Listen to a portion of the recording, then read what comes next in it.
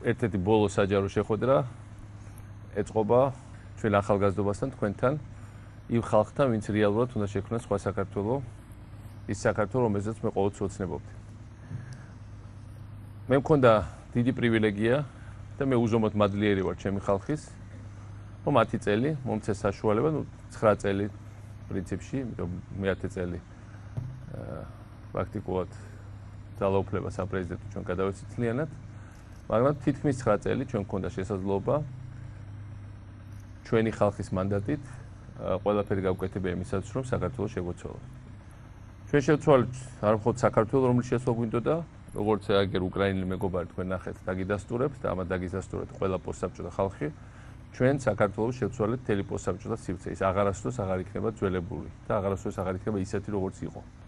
ამიტომ მე უზომოდ მადლიერი ვარ იმ ხალხის, ვინც ეს ამას აკეთებდა. იმიტომ რომ როცა ლაპარაკობენ, რომ მიშა მააშენა იქ ბათუმი, თელავი, ყვარელი თუ ლაზიკას აშენებდა ახალ ადგილებს, ძველი ქალაქების ჩვენი, ეს რა თქმა უნდა მე არც სამშენებლო ტექნიკის გამოყენება ვიცი კარგად და არც ფიზიკური შრომა იქ არ გამიწევია ბევრი.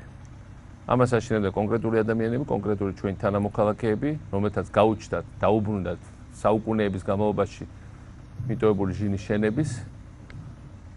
ჩვენ გავხდით ისე მებრძოლიერი 200 წლის განმავლობაში რუსეთს გლების ერიდან გამოყავდა ცხვრის ჯიში, მაგრამ საბოლოოდ მაინც ვერ გამოიყვანა, ამაში ღრმად ვარ დარწმუნებული. ამიტომ მე ძალიან მადლობელი ვარ ჩვენი ხალხის, ვინც წამოყვა ამ ბრძოლაში ჩვენი ერის და ყოველთვის ვიქნები მათი თაყვანისმცემელი, ყოველთვის მოვიხრი მათ წინაშე კეთს. ამავე დროს მე ვთქვი ამას წინათ და გავიმეორებ, რომ წარმოიქმნა მიშას თაობა, მიშას დროინდელი თაობა ქართველების, ჩვენი თანამემამულეს, ყველა ეთნიკური ჯგუფის წარმომადგენლის საქართველოში.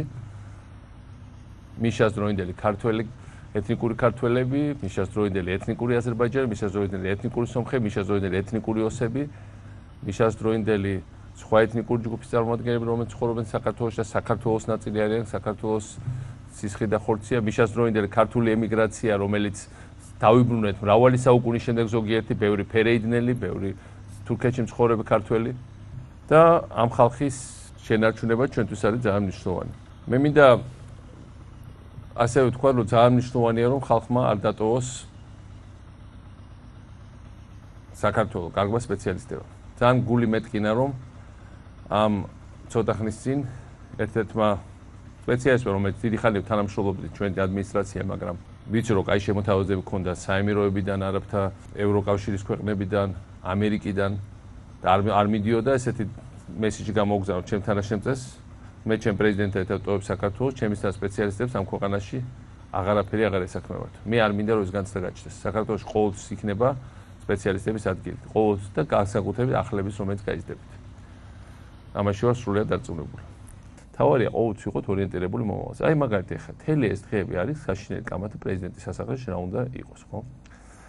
ერთი პრეზიდენტის სასახლეა და ეს არ არის მიშას სასახლე. რამდენიც რომ ეძახო რომ მიშას ვართმევთ და ხალხს უბრუნებთ და მდიდარს ვართმევთ და ღარიბს ვაძლევთ, ერთი მე ვარ მდიდარი და აი ხალხს როგორ უბრუნებენ ერთი რა იქნება ში თაღლაურა კეთდება ზუსტად ხინკალი ფელესი თუ რა ხალხისადმი დაბრუნება, აი როგორ წარმოუდგენიათ მათ რომ ეს ხალხისადმი გადაცემა ეს რა არის, ხო? ეს ხო რაღაცა დაწესებულება უნდა იყოს, ხო? საქართველოს მრავალი საუკუნე არ ქონია სასახლე პრეზიდენტის, სწორედ იმის გამო ამ პრობლემას ეს არ უნდოდა. ჩვენ სახელმწიფოებრიობის ნიშანია ეს. და მე როგორ ცხოვრობდი მოგზაურობ ბინაში, ისეთი მოგზაურობ ბინაში დავბრუნდი. მაგრამ სასახლე უნდა დარჩეს, მაგრამ ერთხელ ერთ დღეს ხეს უნდა იყოს სამინისტრო, მეორე დღეს ხეს უნდა იყოს უნივერსიტეტი, მესამე დღეს კიდე რაღაც, ხო? ეხლა ძალიან მარტივია. ერთხელ მაინც იქნებ რომელიმე მათგანი მოსული იყო და ეს სასახლე ენახა. ყოველდღე ჩვენ ბავშვების ექსკურსიები დაგვყავს. დავათვალიერებთ და დაინახავდნენ რა შეიძლება შიგ განთავსოს. ხო შეიძლება აი გარედან უყურებენ და რაღაცა ისე მითი მოვიდნენ და ნახონ შეგდნენ. ნახონ რომ სიტყვაზე საგარეო სამინისტრო ვერ დაეტევა თუ კიდე უნდა მოაშენო კიდე კორპუსი, იმიტომ ჩვენ თავს უმუშაობს ასე რაღაცა ადამიანები.